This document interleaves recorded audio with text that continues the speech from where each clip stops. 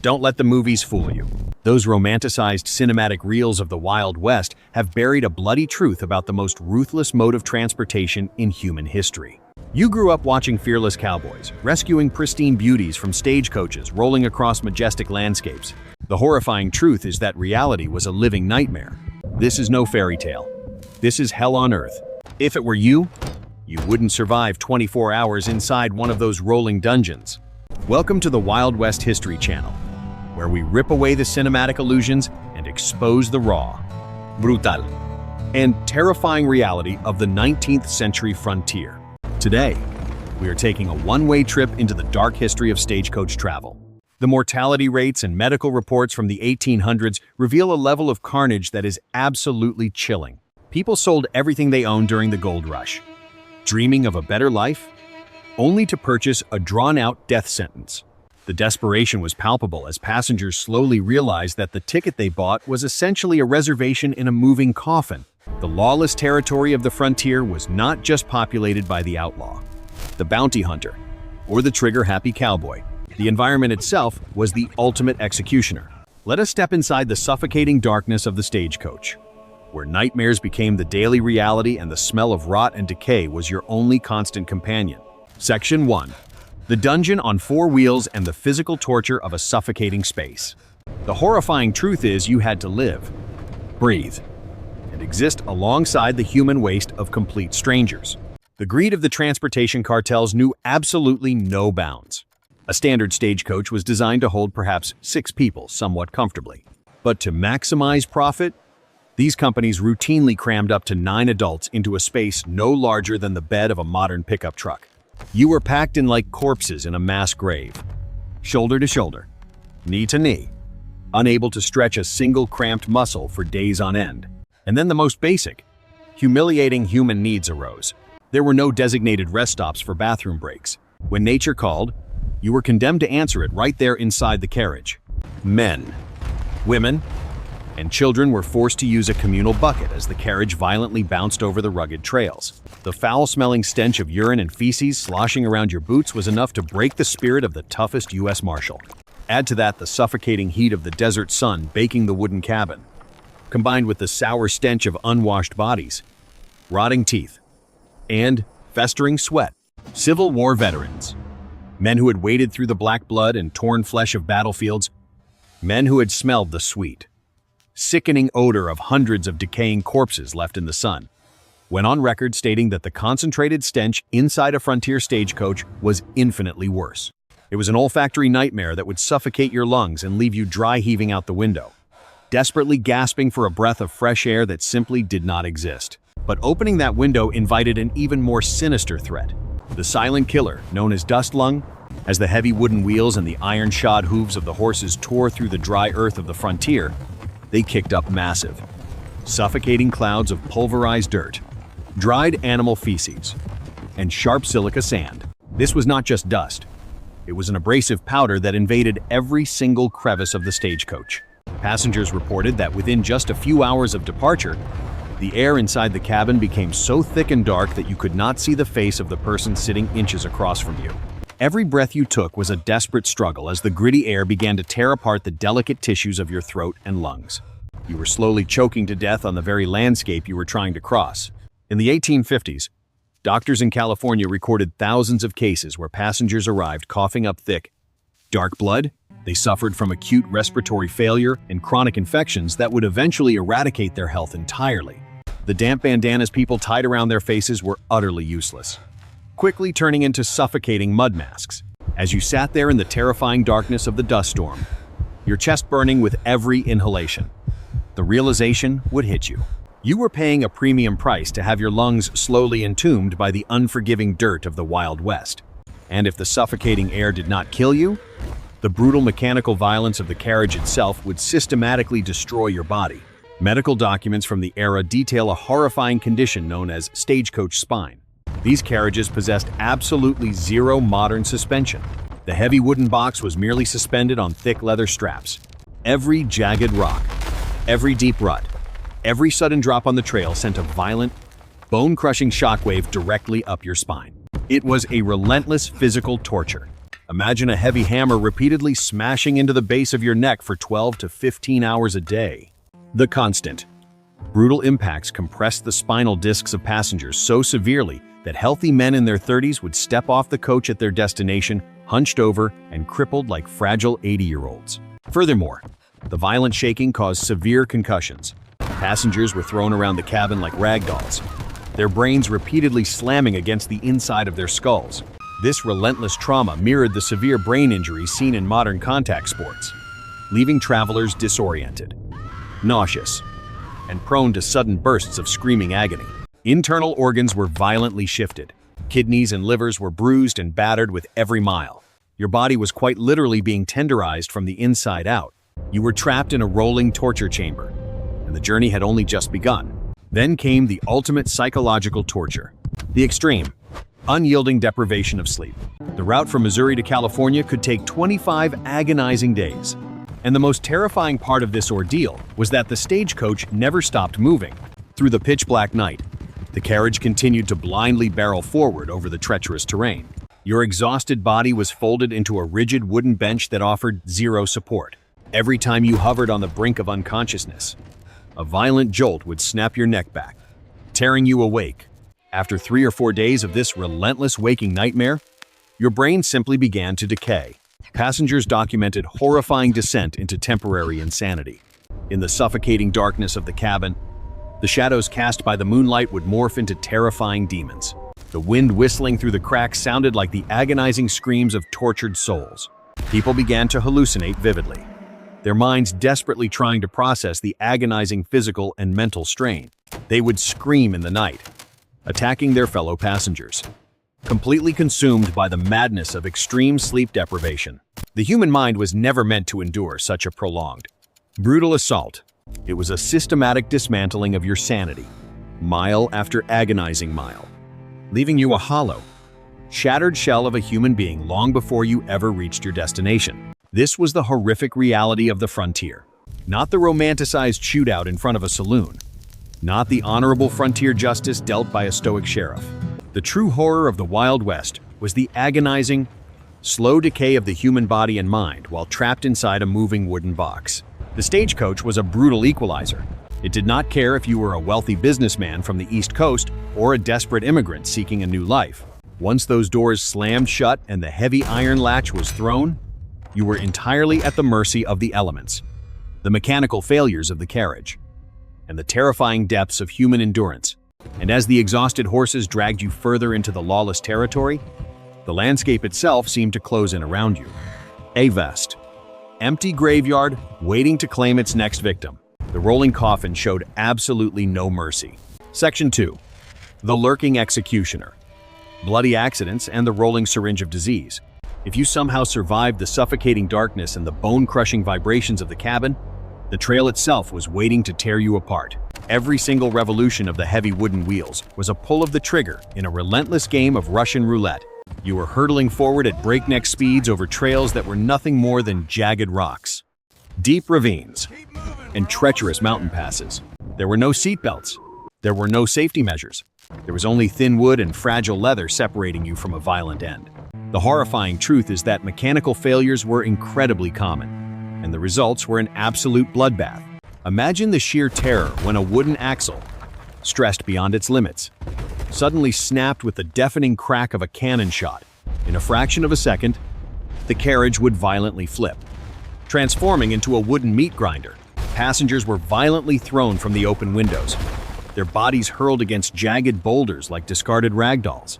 Medical records from frontier doctors in Wyoming during the 1860s read like the aftermath of a gruesome battlefield.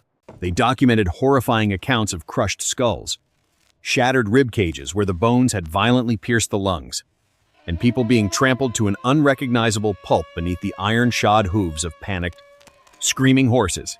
Those who were not immediately killed were left trapped beneath the splintered wreckage, bleeding out in the unforgiving dirt, miles away from any hope of medical assistance. To sit in a stagecoach was to accept that at any given moment, the floor beneath you could vanish, plunging you into a terrifying, agonizing death. But let us assume you survived the physical hazards of the road. Eventually, the exhausted horses had to be changed. and the carriage would pull into an isolated stage stop. Do not let the movies deceive you with images of warm stews and fresh bread served in a cozy tavern. The reality of frontier food was a nauseating encounter with rot and decay. These remote stations were supplied sporadically, meaning the food they served was often weeks old and actively decomposing. The meat, usually heavily salted pork, was stored without any refrigeration. It would turn a sickly, dark hue and emit a foul, sour stench that could make your stomach violently heave. The bread was hard as stone and spotted with blooming green mold. The coffee was often brewed with contaminated well water drawn from sources uncomfortably close to the outhouses. You were starving, your body desperately needing fuel after days of physical torture. But what you were putting into your mouth was essentially pure poison. Microscopic armies of Salmonella and Clostridium thrived on those blackened plates. With absolutely no antibiotics available, your body was left to fight a brutal, losing battle. Passengers would be struck down by violent, explosive dysentery. The dehydration was rapid and terrifying. You would sit in the bouncing carriage, sweating profusely, your internal organs cramping with agonizing spasms as your body desperately tried to expel the rotten toxins. People literally withered away, their skin turning gray, their eyes sinking into their skulls. They were rotting from the inside out, slowly decomposing while still drawing breath. Dysentery, contracted from a single piece of foul meat, ended more lives in the Wild West than every famous gunfight combined. This brings us to an even more sinister reality. The stagecoach was not merely a mode of transportation. It was a giant, rolling syringe that injected lethal plagues directly into the veins of the frontier. The confined, unventilated space of the carriage was the absolute perfect incubator for highly contagious pathogens. A single passenger boarding the coach instinct. Louis with a mild cough could be harboring the deadly bacteria of cholera or the horrifying virus of smallpox. There were no health checks. There were no quarantines. If you had the money to pay the exorbitant fare, you were allowed inside. As the carriage rolled across the desolate plains, the windows sealed tight against the choking dust. The infected passenger would breathe, cough, and sweat into the shared, stagnant air. Within hours, the invisible assassins would invade the lungs and bloodstreams of everyone trapped in that suffocating dungeon. 2 weeks later, the carriage would arrive at a booming mining camp or a quiet frontier town. The passengers would disembark, unknowingly carrying a death sentence. Within days, the horrifying screams of the afflicted would echo through the streets. The terrifying truth, confirmed by modern epidemiological historians, is that the maps of stagecoach routes perfectly mirror the outbreak zones of the deadliest epidemics of the 19th century. Entire communities were eradicated, reduced to silent ghost towns, all because one infected man bought a ticket. The stagecoach was the supreme vector of death, delivering silent executioners to the furthest reaches of civilization. And if the diseases did not claim you, the climate slaughterhouse of the Wild West would finish the job. Mother Nature in the untamed frontier was a cruel, unforgiving torturer. Imagine the agonizing journey across the towering peaks of the Rocky Mountains in the dead of winter. The temperature would plummet to a bone-chilling -40 degrees. The wooden stagecoach offered absolutely zero insulation and possessed no heating system whatsoever. The freezing, cutting wind howled through the cracks in the floorboards and the thin leather window flaps. The human body loses its vital heat rapidly when exposed to such extreme, freezing drafts. You would sit there, paralyzed by the cold, your teeth violently chattering until your jaw ached.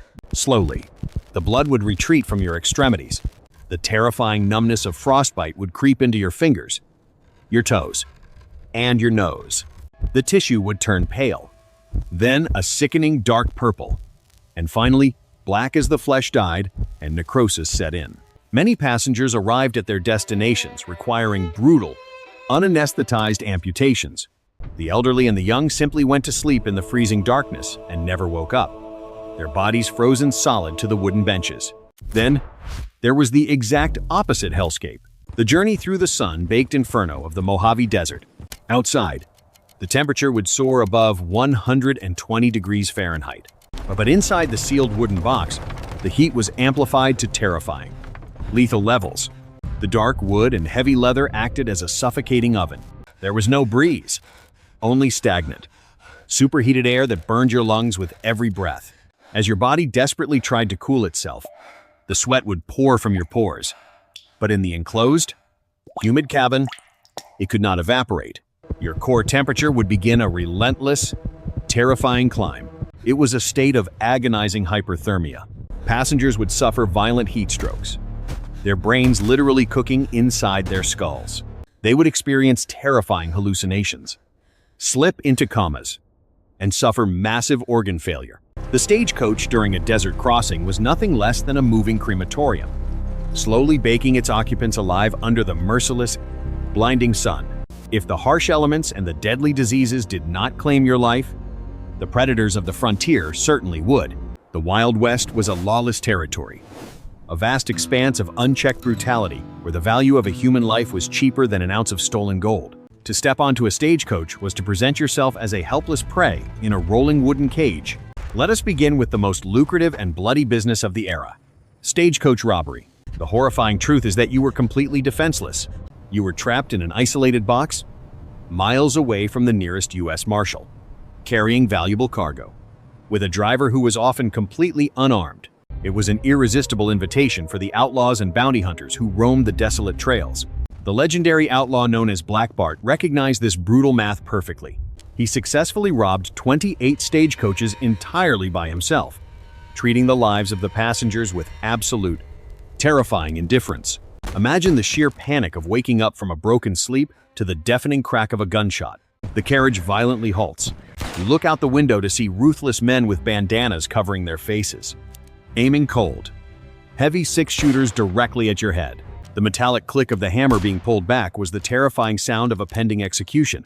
Passengers were dragged from the cabin into the dirt, stripped of their life savings, their jewelry, and their dignity. If anyone dared to resist, the punishment was swift and brutal. The smell of burnt gunpowder would mix with the metallic scent of fresh blood pooling on the desert floor. The carnage became so unsustainable that the transportation companies were forced to hire heavily armed guards to sit beside the driver. They carried double-barreled shotguns loaded with heavy lead buckshot, ready to unleash a devastating rain of lead upon any attackers. This desperate measure birthed the famous frontier term, riding shotgun. But even these hardened guards were often brutally slaughtered in sudden, overwhelming ambushes. You were never safe. You were simply waiting for the inevitable attack. But the outlaws were nothing compared to the phantom terror of the Comanche warriors. Picture the vast, terrifying emptiness of the Great Plains in the 1860s. There were no trees, no rocks, absolutely nowhere to hide. You were trapped in a slow, predictable wooden box moving across a giant, endless pool table. Suddenly, bursting from the horizon, a war party of Comanche cavalry would descend upon you with the wrath of a biblical plague. They were the undisputed masters of horseback combat, possessing a lethal efficiency that struck absolute terror into the hearts of every traveler. The bloody math of the confrontation was a guaranteed death sentence. A passenger with a heavy Winchester rifle needed at least 30 agonizing seconds to reload a single shot. In that exact same window of time, a single Comanche warrior, riding at full gallop and hanging from the side of his horse to use it as a living shield, could fire 12 deadly, armor-piercing arrows with surgical precision. The stagecoach was instantly transformed into a giant pincushion. The terrifying, rhythmic thud of arrows piercing the thin wooden walls sounded like the drums of hell. The air was filled with the deafening shrieks of the war party and the agonizing screams of the passengers as sharp flint tore through their flesh. Arrows ripped through the unarmored cabin, pinning people to the seats, tearing open throats, and leaving the interior slick with dark, pooling blood. Entire routes had to be completely abandoned because the massacres were so absolute. Search parties would find nothing but splintered, blood-soaked wagons surrounded by mutilated, scalped corpses left to rot under the unforgiving sun. The landscape itself had turned the concept of defense into a mathematical impossibility. Yet, the human monsters were not the only entities learning to exploit this vulnerability. A fascinating and deeply terrifying phenomenon developed among the apex predators of the Wild West. The massive packs of timber wolves and the towering, 900-pound grizzly bears evolved a horrifying new hunting strategy. Through repeated exposure, these intelligent beasts learned to associate the rhythmic, heavy grinding sound of wooden stagecoach wheels with an easy, exhausted meal. The predators recognized that a stagecoach carried fresh supplies, terrified human cargo, and most importantly, horses that were on the absolute brink of physical collapse. They realized that a carriage dragging its way through a snowy mountain pass or a dark forest at midnight was nothing more than a mobile buffet. The psychological terror of these encounters is almost impossible to comprehend. Imagine sitting in the freezing darkness of the cabin. The horse is suddenly screaming in absolute primal panic. You peer through the leather flaps and see dozens of glowing yellow eyes reflecting in the moonlight, surrounding the carriage. The massive wolves would employ military-style tactics, sending a few members to distract the terrified, firing guards while the rest of the pack violently tore into the exhausted horses. The carriage would crash, trapping you inside as the massive jaws of a grizzly bear began to literally rip the wooden doors off their hinges to get to the screaming meat inside. The untamed wilderness had systematically turned commercial transportation routes into its own private, bloody hunting grounds. And who was the man entrusted with guiding you through this relentless nightmare? Do not picture the brave, stoic heroes of the silver screen. The stagecoach driver, often called a whip, held one of the most deadly and psychologically damaging jobs on the continent. Their life expectancy was horrifyingly short. They were forced to endure extreme weather, navigate treacherous cliffside trails, and constantly stare death in the face from outlaws and war parties. No sane sober man could possibly endure that level of daily, concentrated terror. Therefore, the vast majority of these drivers were severely, chronically addicted to cheap, burning whiskey. The liquor was not a luxury, it was a desperate, necessary anesthetic to completely numb their minds against the overwhelming horror of their reality. They drank to suppress the terrifying memories of their slaughtered colleagues and the constant, looming threat of their own violent demise. But mixing heavy intoxication with the responsibility of driving a 6-horse team over a cliff edge was a recipe for absolute disaster. Passengers were forced to place their fragile lives in the trembling hands of deeply traumatized, heavily drunk men who would often pass out or make fatal miscalculations, sending the entire carriage plummeting down a ravine into a violent, crushing oblivion. The companies knew this dark secret, but they looked the other way because sobriety meant paralysis. It was a vicious, unbreakable cycle where the only cure for the terror became the very poison that killed them. We have explored the physical agony and the brutal, blood-soaked threats of the untamed wilderness. But perhaps the most terrifying aspect of the Wild West stagecoach was not the environment, nor the outlaws, but the chilling cruelty of the society it represented. The men who orchestrated this rolling nightmare were not rough cowboys. They were the ruthless, calculating executives sitting in the lavish, velvet-lined offices of San Francisco and New York. The horrifying truth is that the transportation cartels, most notably the towering empire of Wells Fargo in the 1870s, operated with a level of cold-blooded malice that rivaled the most violent highwaymen. They were a legally sanctioned cartel, completely monopolizing the routes and possessing absolute control over the fates of their passengers. They lured desperate families into spending their life savings with beautiful, deceitful posters promising fast and secure travel. But once you handed over your money, you became nothing more than hostage cargo. These cartels deliberately and systematically stretched out the duration of the trips. They forced the stagecoaches to travel at a crawl or take agonizingly long detours. Why? Because they owned the isolated stage stops along the route.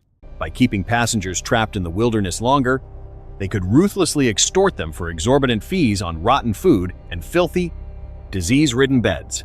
It was a calculated financial bleeding, and if your luggage was lost, or if the carriage was violently robbed by bandits, the company offered absolutely zero compensation.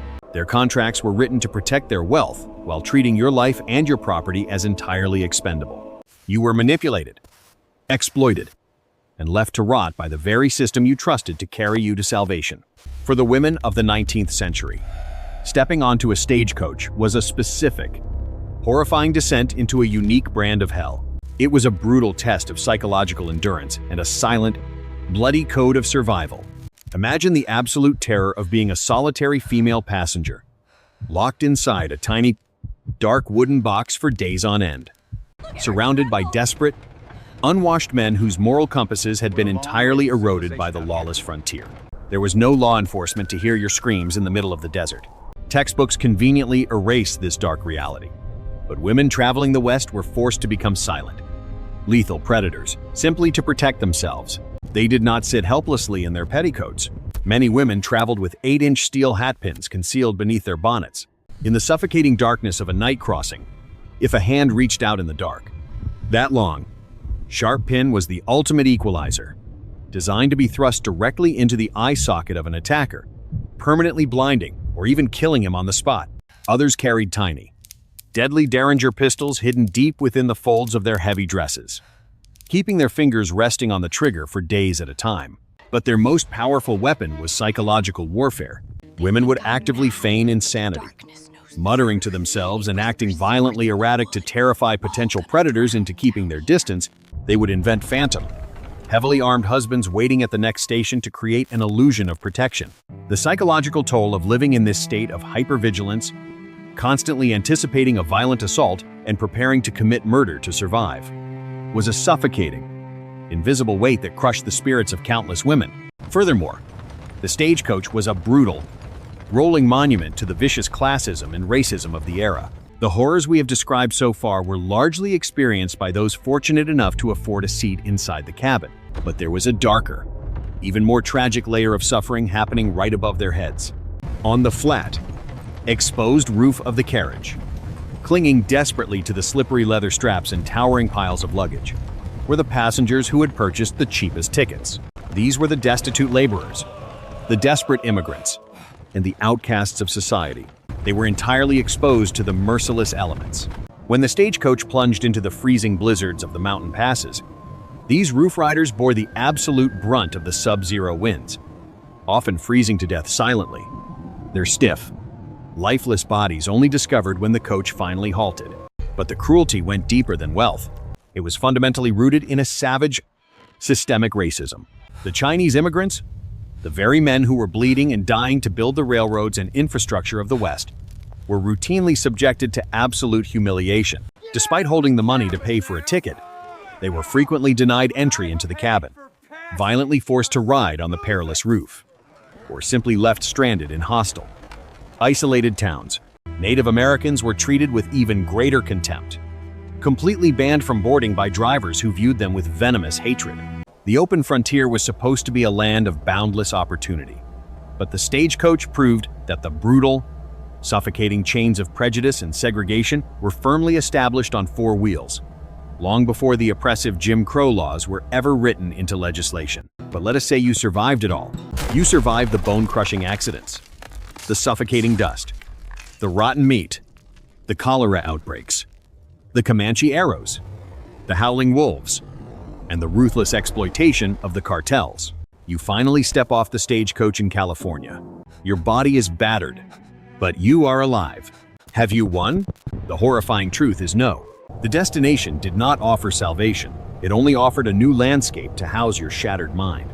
Decades before modern psychiatrists would begin studying the devastating effects of post-traumatic stress disorder in the blood-soaked trenches of World War I, doctors in the Wild West were already documenting a terrifying psychological epidemic. It was colloquially and tragically known as Prairie Madness. The human mind is incredibly fragile, and the stagecoach was a relentless machine designed to break it. Passengers arrived at their destinations, physically intact but psychologically annihilated. Medical journals from the era described survivors disembarking with a haunting brada, empty gaze that would later become famously known as the 1,000-yard stare. They were physically present, but their souls were entirely hollowed out. These people had witnessed horrors that the human brain simply could not process. They had seen their fellow passengers violently thrown from overturned carriages and crushed beneath iron wheels. They had watched children slowly decompose from dysentery in their mother's arms. They had heard the deafening, blood-curdling war cries of attacking tribes and the sickening thud of arrows piercing human flesh. This trauma did not magically evaporate when the journey ended. It festered, rotting their minds from the inside out. Survivors were plagued by unrelenting, violent nightmares. They could not close their eyes without hearing the agonizing screams of the dying or feeling the claustrophobic terror of the dark cabin. They would suffer from severe panic attacks, violently flinching at the sound of a snapping twig or a slamming door. Many descended into severe paranoia, locking themselves away, completely unable to integrate back into normal society. Some were driven to the absolute brink, ultimately taking their own lives to silence the relentless echoes of the frontier in their heads. The stagecoach journey had fundamentally rewired their brains for pure survival, leaving them completely incapable of experiencing peace ever again. they died in silence, carrying the invisible, bleeding wounds of their journey until their final breath. The Hollywood movies will never show you this profound, lingering devastation, because the absolute destruction of the human soul does not make for an entertaining, popcorn-fueled climax. In conclusion, it is time to permanently close the doors on the romanticized myths of the Wild West. The cinematic cowboy riding off into a beautiful sunset is a comforting lie designed to sell tickets. The raw, unfiltered reality of the frontier was an executioner's block, and the stagecoach was the primary instrument of torture. To buy a ticket was to place your life on a roulette wheel rigged by corporate greed, unforgiving weather, deadly pathogens, and brutal predators. It was the cheapest, most expendable gamble with human life in American history. The next time you see a classic Western film, look past the heroic music and the sweeping landscapes, look at the wooden carriage and remember the smell of rot, the taste of dust, and the silent screams of the thousands whose lives and minds were violently extinguished on those treacherous, bloody trails. If you have the courage to face the unfiltered, terrifying truths that history books tried to bury, do not forget to subscribe to the Wild West History Channel. Leave a comment below and tell us, knowing the horrifying reality, would you have risked the journey for the promise of gold? Or would you have stayed behind? We want to hear your survival strategies. And brace yourselves, because next time, we are diving into an even darker abyss. What happens when the stagecoach never arrives? And the snow traps a group of desperate pioneers in the mountains with absolutely no food left. The horrifying true story of the Donner Party is next. You will not want to miss it.